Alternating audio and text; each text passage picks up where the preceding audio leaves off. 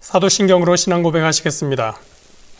전능하사 천지를 만드신 하나님 아버지를 내가 믿사오며 그 외아들 우리 주 예수 그리스도를 믿사오니 이는 성령으로 잉태하사 동정녀 마리아에게 나시고 본디오 빌라도에게 고난을 받으사 십자가에 못 박혀 죽으시고 장사한 지 사흘 만에 죽은 자 가운데서 다시 살아나시며 하늘로 오르사 전능하신 하나님 우편에 앉아 계시다가 저리로서 산 자와 죽은 자를 심판하러 오시리라. 성령을 믿사오며 거룩한 공회와 성도가 서로 교통하는 것과 죄를 사하여 주시는 것과 몸이 다시 사는 것과 영원히 사는 것을 믿사옵나이다. 아멘. 오늘 함께 보실 말씀 로마서 1장 1절 말씀입니다. 제가 가진 신약성경 239면에 있습니다.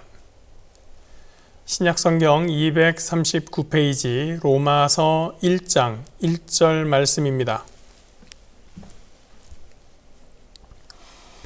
로마서 1장 1절 말씀입니다. 예수 그리스도의 종 바울은 사도로 부르심을 받아 하나님의 복음을 위하여 택정함을 입었으니.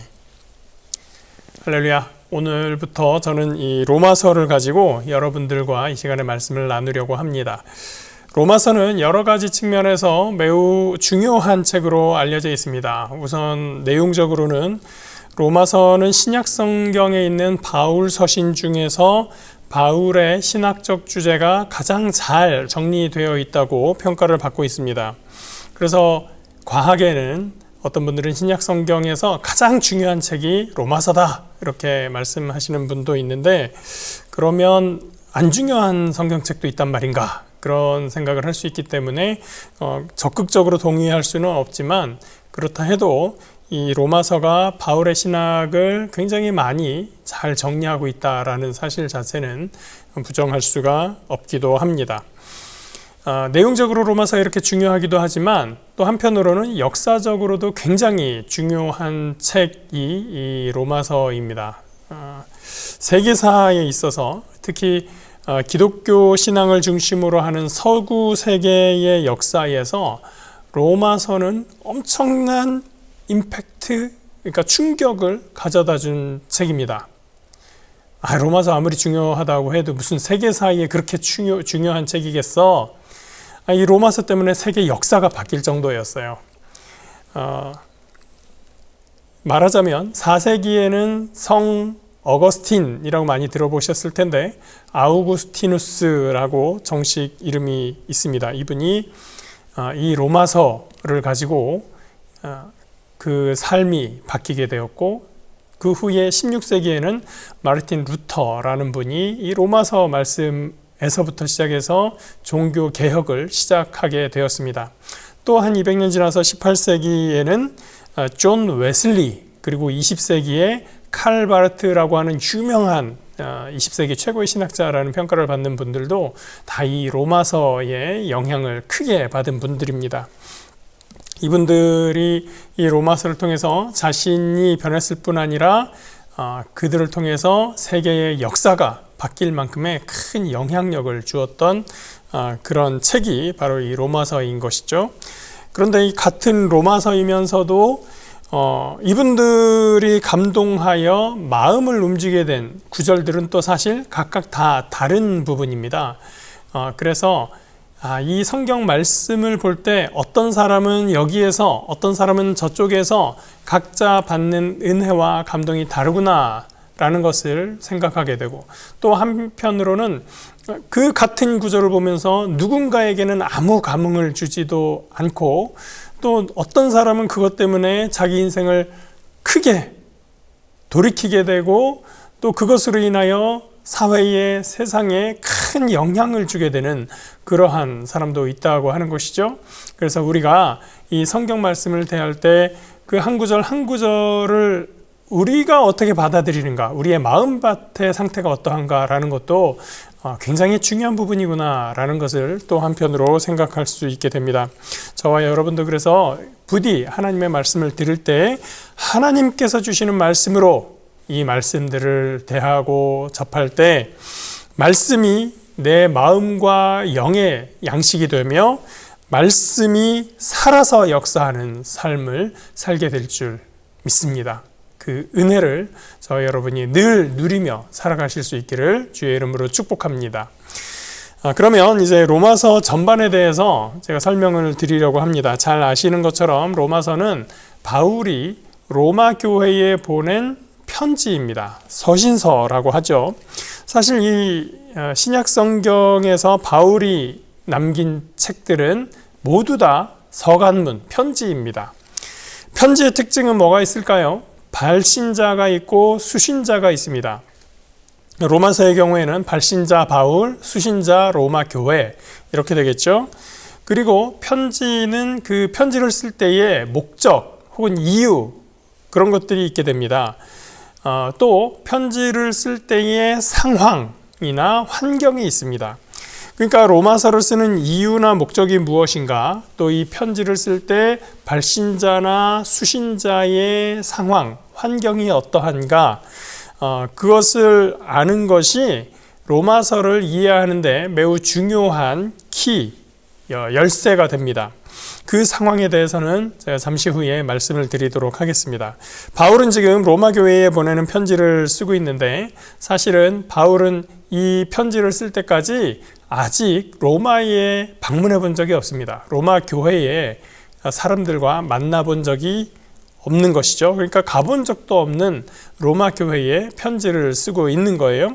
여기서 몇 가지 생각할 문제가 나오게 됩니다. 바울은 이방인의 사도였는데 로마에 바울이 로마라고 하는 이방 지역에 선교를 하러 가기 전에 이미 로마의 교회가 있었다는 말이죠. 그러면 이 로마 교회는 누가 전도를 해서 누가 여기에 가서 선교 사역을 해서 교회를 세웠을까라고 하는 점입니다. 선교 사역을 바울만 했겠나? 다른 사람도 있겠지라고 하기에는 성경에 다른 어떤 인물이 바울과 같은 사명감을 가지고 이방 지역을 향해서 선교했다라고 하는 근거를 찾을 수 있는 부분이 전혀 없습니다. 그것도 이 로마식이나 되는 이 로마 제국이라는 큰 나라의 중심 도시에서 선교 사역을 한 인물이 만약에 있었다라고 하면 사도행전이나 다른 성경에 그 사역한 사람 혹은 그 과정에 대한 어떤 내용이 기록이 되어 있어야 되는데 거의 찾아볼 수가 없습니다. 유일하게 한 군데 관련성을 찾을 수 있다면 사도행전 2장에 있습니다.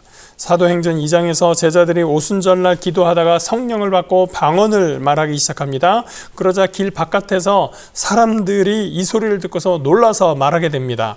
7절인데요. 사도행전 2장.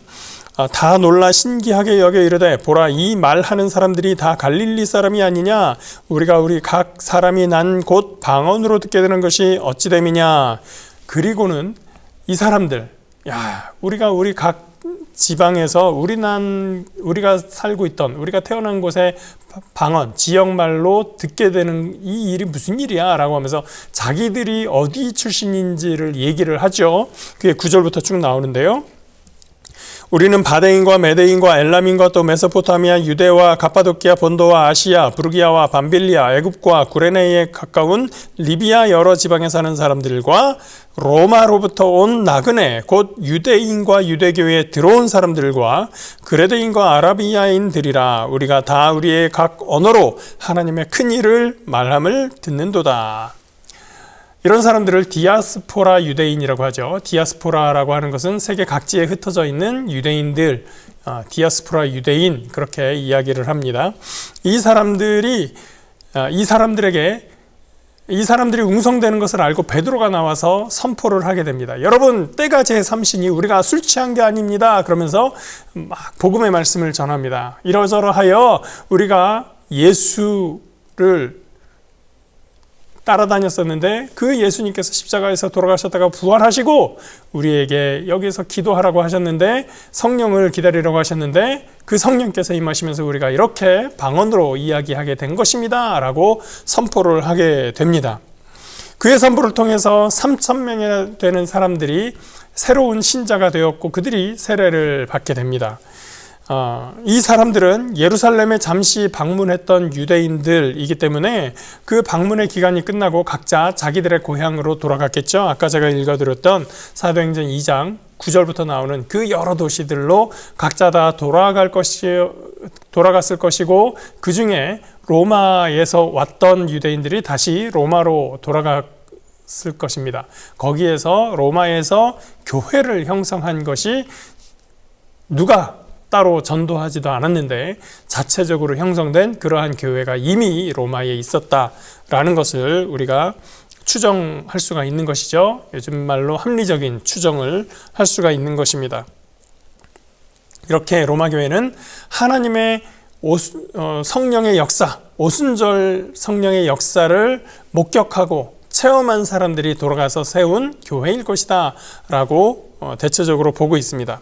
그렇다면 로마에 가본 적도 없는 바울이 로마에 누구를 생각하면서 편지를 썼을까? 내가 가본 적도 없는데 어떤 사람에게 이 편지를 받으라고 이 편지를 쓰고 있는 걸까요? 오히려 이것은 어떻게 보면 좀 명확합니다. 로마서 16장을 보면 바울이 로마에 있는 교인들에게 이름을 불러가면서 인사를 하는데요. 많은 사람들의 이름이 등장합니다. 그 중에 3절에 나오는 사람들만 보겠습니다. 너희는 그리스도 예수 안에서 나의 동역자들인 브리스가와 아굴라에게 문안하라. 그들은 내 목숨을 위하여 자기들의 목까지도 내놓았나니 나뿐 아니라 이방인의 모든 교회도 그들에게 감사하느니라. 브리스가와 아굴라가 바울을 만난 것은 사도행전 18장에 기록되어 있습니다. 거기에는 브리스가가 아니라 브리스길라라는 이름으로 기록이 되어 있죠. 이 두 사람, 이 부부는 클라우디우스 황제라고 하는 그 황제가 로마를 다스리고 있던 어느 시기에 유대인들을 모두 다 추방하는 유대인 추방령을 내린 적이 있습니다. 그때에 함께 추방되었었던 유대인들입니다. 이 사람들이 추방당하면서 어디로 갔냐면 고린도로 왔어요. 그때 고린도에 하필이면 바울이 고린도 가서 선교 사역을 하고 있을 때였습니다. 이들이 만나서 함께 유대인인 것을 알고 대화를 하다가 자기들의 생업이 함께 또 천막 만드는 일을 한다는 것을 알게 되고 거기에서 천막을 만들면서 지내게 됩니다. 바울은 거기에서 이 브리스길라 아굴라 이 부부와 함께 동업하면서 거기에서 1년 반을 머무르면서 사역을 하게 되죠. 이 부부도 바울로부터 이때에 예수 그리스도에 대한 복음을 온전히 듣고 성장했을 겁니다. 물론 그 전에 로마에 있을 때 좀 전에 말씀드린 그런 로마 교회의 형성기에 이미 신앙을 가지고 있었는지 그것을 우리는 알 수는 없지만 분명히 바울을 만남으로 인해서 이들이 그리스도의 복음 사역에 자기들의 몸을 투신했다라는 것은 우리가 알 수가 있습니다. 1년 8개월 동안의 고린도 사역을 마치고 그 다음에 바울이 에베소로 건너가게 되는데 그때 이 부부도 함께 건너가게 됩니다. 그래서 사도행전 18장에 보면 바울과 함께 아굴라 브리스길라 이 부부가 함께 사역하는 내용들이 기록되어 있습니다. 이렇게 보면 하나님의 섭리란 참 놀라운 것입니다. 유대인의 추방령 때문에 이 부부는 이렇게 고생길이 열렸나 라고 생각을 했을 것입니다. 내가 의도하지 않는 때에 내가 억울하게 저 황제에 의해서 로마에 살던 그 거처를 버리고 떠나서 타 지역으로 강제로 가야 했었던 그런 삶인 것이죠. 야, 이 무슨 기구한 운명이란 말인가? 라고 생각할 수 있는데 거기에서 바울을 만나고 거기서 예수님을 만나고 거기서 하나님을 향한 사역을 할 수 있게 된 것입니다. 그들이 참 진리를 알고 참 복음을 알게 되었던 것입니다. 우리가 창세기에서 요셉의 일생을 볼 때 그런 생각을 많이 하게 되죠. 요셉이 형들에게 미움을 받고 먼 나라에 팔려가고 거기서도 또 노예로 생활을 하다가 억울한 일을 당해서 감옥에 갇히고 그 인생 그 기간이 한 일주일 열흘 이렇게 걸린 것이 아니고 모든 기간을 따져보면 한 20년 이상의 기간이 소요되었었던 겁니다. 아무리 열심히 일하면 뭐하고 어떤 신비한 능력이 있어서 꿈을 잘 해몽하면 뭐합니까? 거기에 감옥에 갇혀서 언제 나갈 거라는 기약도 없이 갇혀서 살고 있는 그런 인생이었습니다. 우리 같으면 좌절하지 않았을까요? 실망하지 않았을까요? 하루 이틀도 아니고 1년 2년도 아니고 10년 20년 그 세월이 지나가면서 얼마나 원망과 비관함과 불평과 이런 것들이 많이 생길 수 있을까요?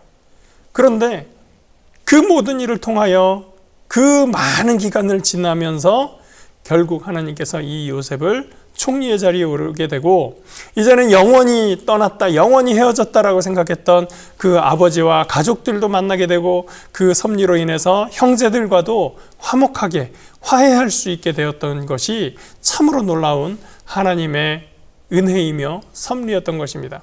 그들이 또한 이곳에서 그 가뭄을 다 이기고 또 오랜 기간 여기서 지내면서 큰 민족을 이루게 되었던 것도 또한 놀라운 하나님의 은혜요 능력이라고 할 수 있는 것입니다. 아굴라 브리스길라도 유대인 추방령이 처음 떨어졌을 때는 억울하고 원망스러웠겠지만 바울을 만나고 예수 그리스도를 믿으면서 복음을 전하는 삶을 살게 되는 그 놀라운 일이 그들의 앞에 펼쳐지게 되었던 것입니다. 그렇게 고린도와 에베소를 함께 다니며 지내던 아굴라 브리스길라 이 부부는 이제 그 다음에 황제가 바뀌면서 유대인 추방령이 해제되자 로마에 돌아갈 수가 있게 되었습니다.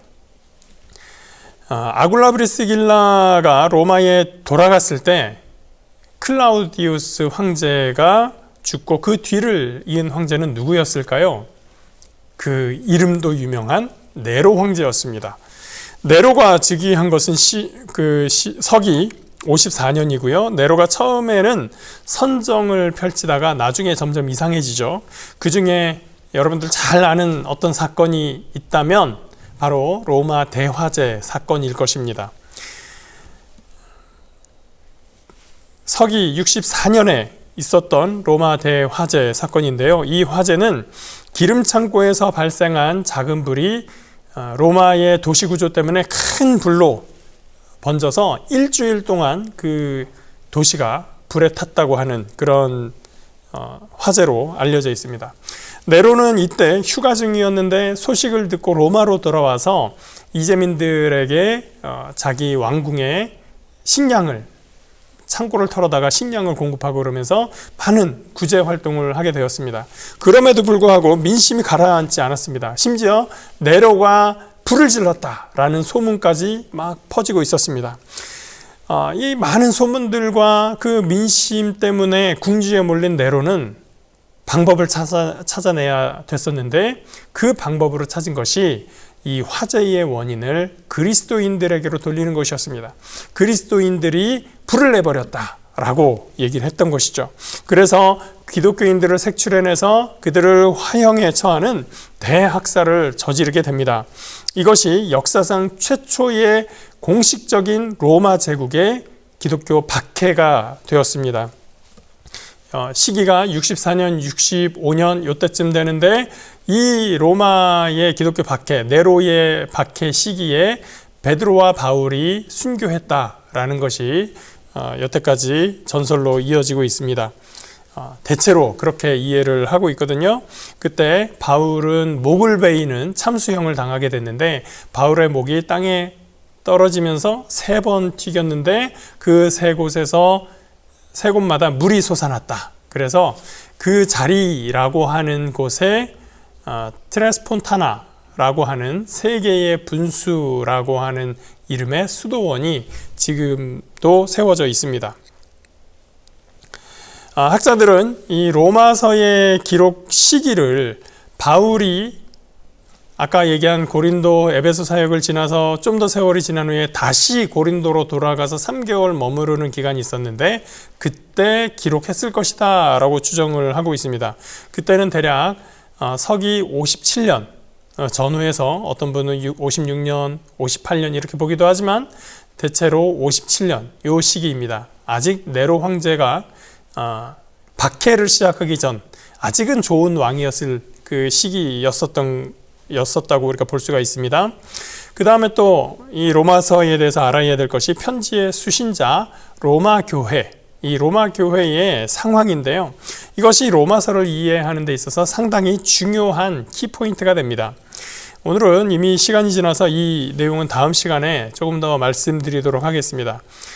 여기까지 로마서의 중요한 점들을 개략적으로 알아봤는데요. 오늘 내용 중에서 제가 여러분들이 꼭 기억하기를 바라는 내용은 로마서가 내용적으로 역사적으로 매우 큰 의미가 있는 책이었다라는 것이고, 또 두 번째로 로마서는 물론이고 성경을 대할 때 그 성경 말씀을 대하는 우리의 마음 밭의 모습이 중요하다. 우리의 마음가짐, 우리가 그 말씀을 대하는 자세가 정말 중요하다.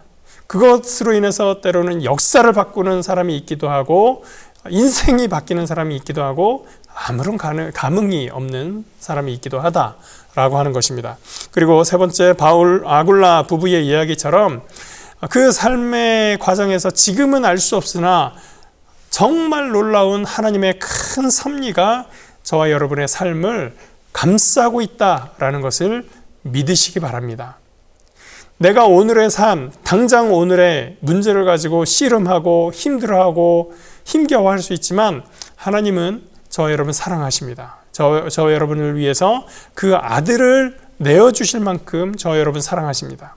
그래서 저와 여러분을 위한 크고 놀라운 계획을 실행 중에 계십니다.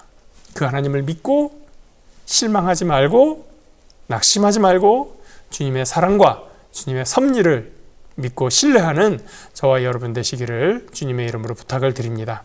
우리 함께 기도하시겠습니다. 하나님, 이제 오늘부터 로마서로 우리가 하나님의 말씀을 또한 대하기 원합니다. 이 말씀을 통해서 우리 삶에 펼쳐질 하나님의 능력과 은혜와 섭리를 날로 깨달아가는 우리 주의 백성들 될 수 있도록 주님이여 인도하여 주시옵소서. 늘 하나님의 은혜 가운데 저희를 세워주시고 인도하여 주시는 것을 감사드리며 예수 그리스도의 이름으로 기도합니다. 아멘. 하늘에 계신 우리 아버지여, 이름이 거룩히 여김을 받으시오며 나라가 임하시오며 뜻이 하늘에서 이루어진 것 같이 땅에서도 이루어지이다. 오늘 우리에게 일용할 양식을 주시옵고 우리가 우리에게 죄 지은 자를 사하여 준 것 같이 우리 죄를 사하여 주시옵고 우리를 시험에 들게 하지 마시옵고 다만 악에서 구하시옵소서. 나라와 권세와 영광이 아버지께 영원히 있사옵나이다. 아멘.